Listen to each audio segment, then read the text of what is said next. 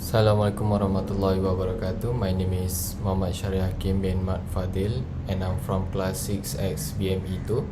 And today in this video I will present about the aviation accident and RAM damage.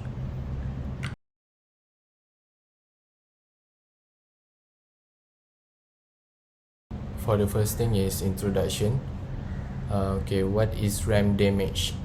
RAM damage is defined as an incident in which airline personnel cause damage to an aircraft on the ground. According to the Alliance Global Corporate and Specialty AGCS, analysts of more than 50,000 aviation insurance industry claim worth more than 14.8 billion euro over the past 5 years that shows collision or crash incidents to the aircraft or airlines.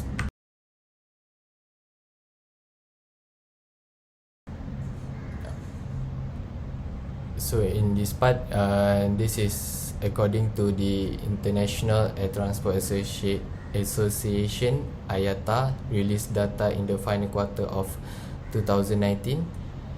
There is 27,000 of incidents or accidents that happen globally, and airlines has lost 10 billion US dollar annually because of the damage that happened on the ground. And 243,000 of people are injured in RAM related accidents.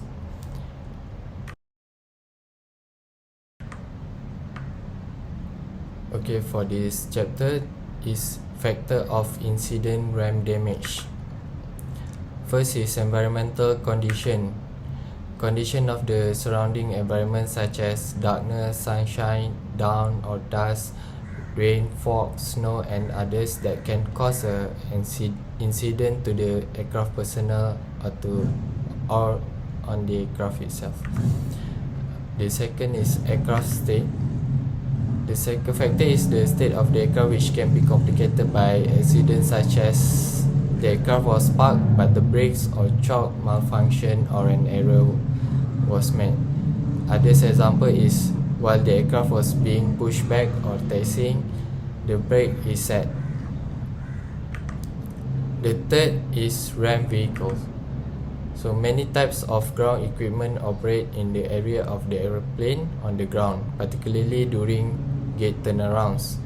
For example, is catering vehicles, passenger boarding bridge, freight and passenger loading and unloading, luggage cars and others that can sustain significant damage to the aircraft.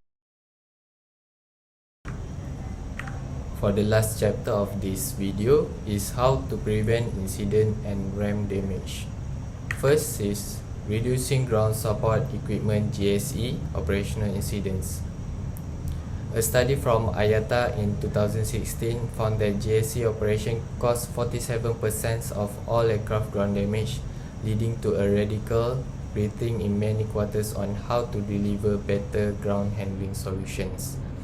Second is improved training.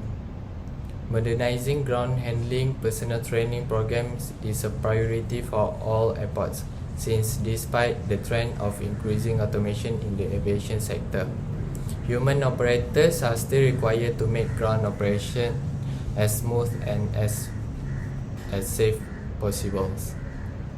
Third is adopting global standards.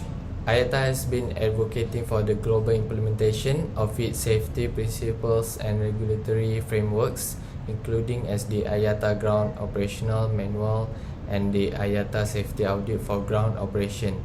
This is to ensure operational uniformity and safety across the industry.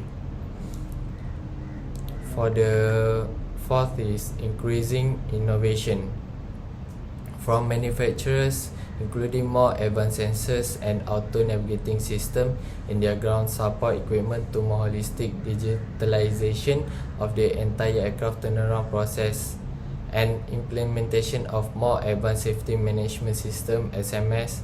Technology is being looked to as an enabler of better safety in ground handling operations.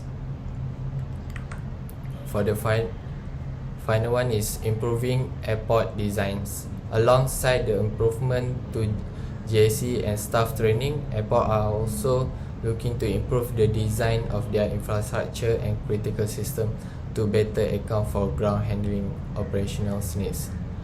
That's all for me, and thank you for watching and hearing.